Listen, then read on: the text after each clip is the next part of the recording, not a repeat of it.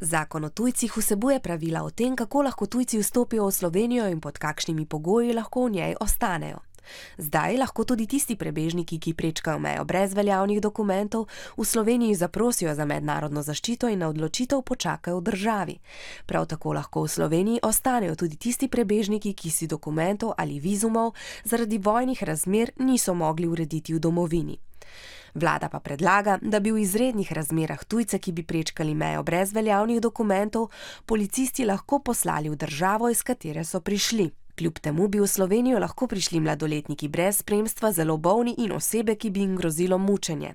O tem bi odločali obmejni policisti, a nevladne organizacije opozarjajo, da policisti nimajo ustreznega znanja, da bi lahko o tem presojali. Nasprotniki sprememb zakona opozarjajo tudi, da tak zakon ni dober, saj bi kršil človekove pravice, na primer pravico do zaščite dostojanstva in osebne varnosti, ki veljajo za vse.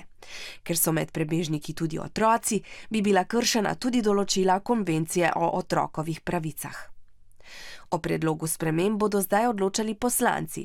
Če ga bodo potrdili, bo novela zakona začela veljati, a novosti se bodo lahko uporabile le v izrednih razmerah, če bi bila zaradi tujcev ogrožena varnost v Sloveniji. Zato bodo takrat poslanci o zakonu morali glasovati še enkrat, policisti pa bi lahko ukrepe izvajali začasno, pol leta.